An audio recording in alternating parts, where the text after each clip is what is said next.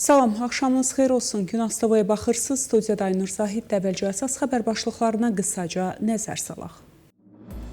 Sistan və Bəlucistanda 19 nəfər həbs edildi. Tehran birjası 80 günlük fasilədən sonra açıldı. İran yeni hüquqi çərçivə hazırlayır, millət vəkilindən açıqlama. ABŞ blokadası İranın neft ixracını çətinləşdirir. Trump İranla razılığa gəlmək üçün yaxşı şansın olduğunu bildirdi.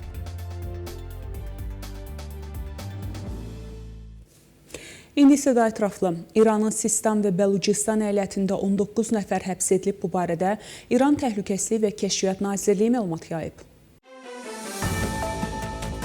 Həmin şəxslərin 4 təfkirçi terror qruplaşmasının üzvləri olduğu bildirilib. Nazirliyin iddiasına görə həbs edilənlər İsrail və Amerikanın birbaşa təlimatı ilə ölkədə milli təhlükəsizliyə qarşı hərəkətlər etməyə hazırlaşırlarmış. Adı açıqlanmayan şəxslərdən bir neçə döyüş silahı və sursatın götürüldüyü qeyd olunub.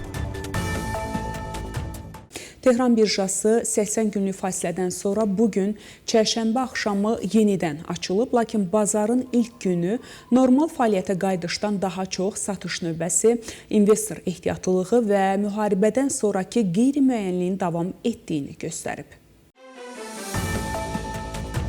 Bazarın açılmasına baxmayaraq ticarət tam şəkildə bərpa olunmayıb. Mehr Agentliyi Tehran Fond Birjası təşkilatına istinadən xəbər verir ki, bazar dəyərinin təxminən 35%-ni təşkil edən 42 iri səhmin ticarəti hələ də dayandırılmış durumdadır. Bu səhmlər müharibə nəticəsində zərər görən və ya zədələnmiş şirkətlərdən asılı olan əməliyyat səbəblərinə görə bağlanıb. Onların bir hissəsi neft, kimya, əsas metallurgiya, enerji və investisiya şirkətləri qruplarına daxildir. Ticarətin ilk dəqiqələrində satış çoxluğu sürətlə bazara üstün gəlib. Bazardan gələn operativ məlumatlara görə güclü satış sıraları formalaşıb və mənfi səhmlər üstünlüyü təşkil edib. Alış sifarişlərinin həcmi təxminən 1575 milyard tümən, satış sıraları isə təxminən 10.300 milyard tümən olaraq qeyd alınıb. Bu, bir çox investorun bazara qayıdış günü satışı seçdiyini göstərir. Tehran birjasının açılması göstərir ki, 80 günlük fasilə riskləri aradan qaldırmayıb, sadəcə onları açılış gününə qədər təxirə salıb.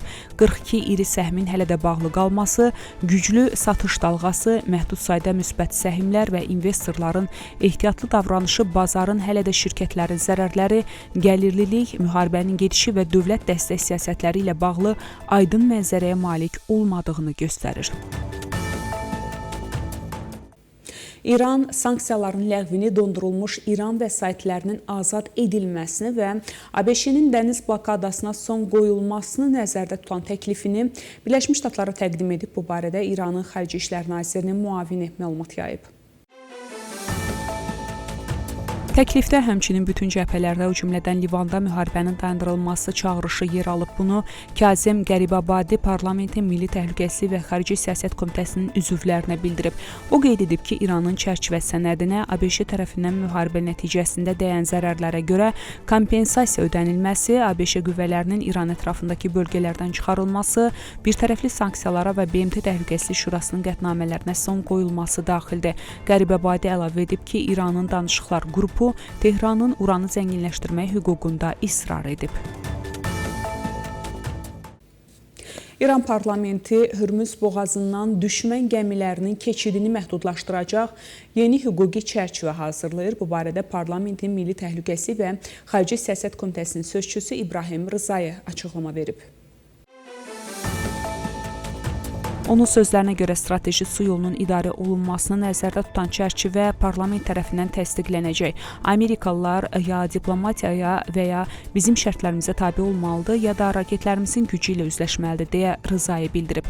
Deputat iddia edib ki, İrana qarşı hər hansı yeni hücum daha sərt cavabla qarşılanacaq və Tehran bütün ssenarilərə hazırdır. İran ABŞ-nin tətbiq etdiyi dəniz blokadası səbəbindən neftini Ərəb körfəzində lövbər salmış köhnə tanker gəmilərində saxlamağa məcbur qalır. Bu barədə çərşənbə axşamı Financial Times qəzeti məlumat yayıb.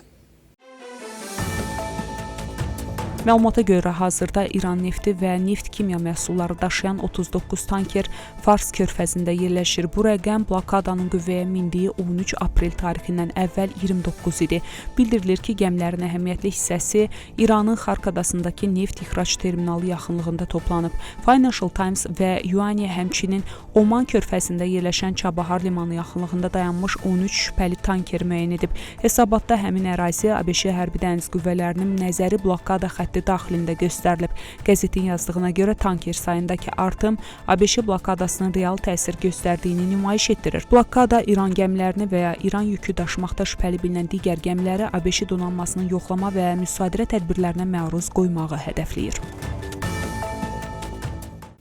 Dəniz blokadası tətbiq ediləndən bəri Birləşmiş Ştatların hərbi dəniz qüvvələri İranla əlaqəsi olan 85 ticarət gəmisini saxlayıb və başqa istiqamətə yönəldib.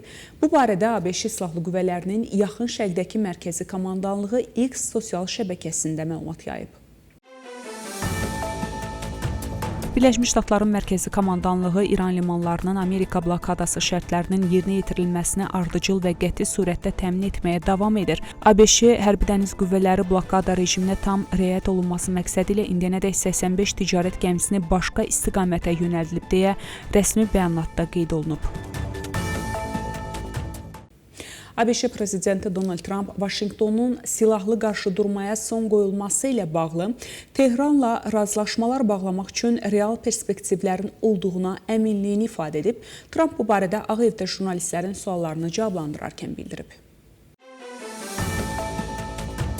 Onlar hazırda bizim nümayəndələrimizlə və İranla birbaşa əlaqə saxlayırlar deyə Trump Qətər, Səudiyyə Ərəbistanı, Birləşmiş Ərəb Əmirlikləri və bir sıra digər dövlətlərdən olan vasitəçiləri nəzərdə tutaraq deyib. Onun sözlərinə görə nəticə əldə etmək ehtimalı olduqca yüksək görünür. Əgər biz İranı tamamilə məhv etmədən buna nail ola bilsək, mən çox şad olaram deyə Trump qeyd edib.